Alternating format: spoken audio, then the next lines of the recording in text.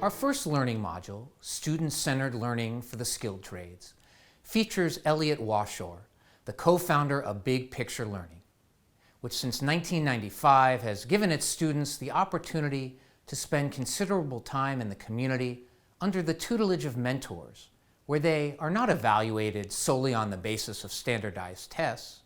Instead, they're assessed on exhibitions and demonstrations of achievement, on motivation, and on the habits of mind, hand, and heart, all reflecting the real-world evaluations and assessments that all of us face in our everyday lives.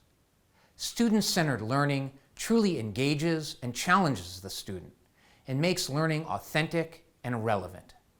Today, there are more than 65 Big Picture Network schools in the United States and many more around the world, with schools in Australia, the Netherlands, Italy, and Canada utilizing the Big Picture Learning design. Tens of thousands of students have been taught using this model. As for Elliot, he has more than 30 years of experience in education, including as a teacher, principal, and administrator. Most recently, he has taken an interest in designing an apprenticeship model for young people who have exceptional knowledge and skills in a trade or craft, but who often languish in traditional high schools or career and technical education programs. If you'd like to dig a little deeper into student-centered learning, please note that additional material is available as part of our resource library. You can click ahead via the main menu and use this added content to help you answer the relevant application questions with even more insight. Or you can simply explore it later, as you wish.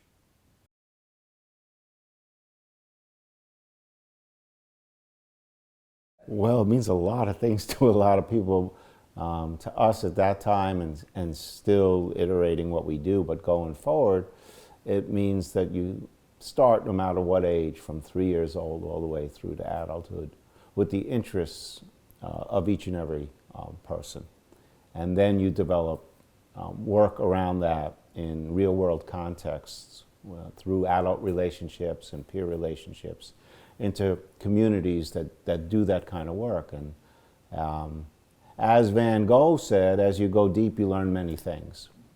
And so this was a school, and still is a school, about learning how to get good at the things that you want to do by connecting yourself to relationships and deep, sustained practice, not just inside of a school where they call it work-based learning, but outside of the school where it's situated, called place-based learning, where you're with the actual people and the stakes are higher, the environment is more real, and how you get assessed is on real actual work. Different. Now the expectations of the students rise and their motivations rise because they're in the place where they want to be.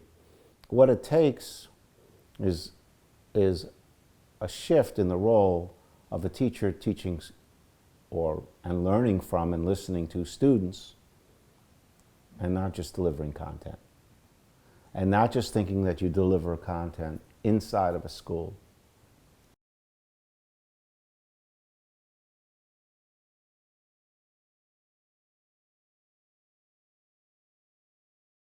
We're one of the few places as a school, a system of schools or a network of schools, that conducted a longitudinal study of our students. What we found that we hoped we were going to find is that I think it was 68 to 72% of our students, upon graduation from college or 2 or 4 year entering the workforce, had work from their LTIs, from their internships in high school. So it's not about what you know only. It's not about being certified. It's about knowing who you know that actually gets you to work. And if you just stay in school and your teacher, doesn't matter if it's a CTE, a skilled trade teacher, or an art teacher, if they don't connect you in some way to these people out here,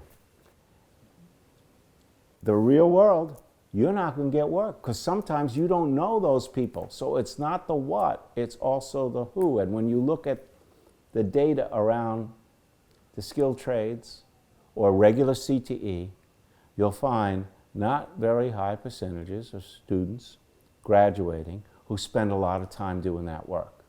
Now, there's a variety of reasons for that. One is they may have been pushed into doing something that they don't want to do because nobody asked them what they were interested in. And another reason is they only did the work-based certification side without doing the who you know side.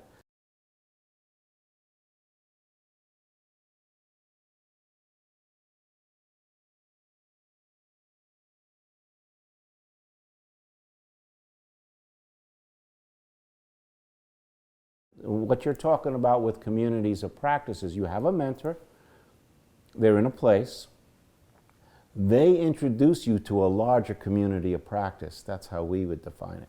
Could be a union, could be a bunch of people hanging out in a garage on a Saturday, and this is what they love and this is what they do.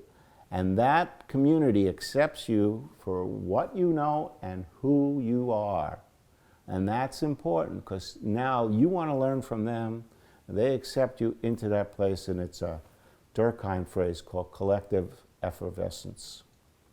And collective effervescence is this notion that doesn't matter about race, class, and gender. You're accepted because the group knows that you want to learn this stuff, and that's their interest as well.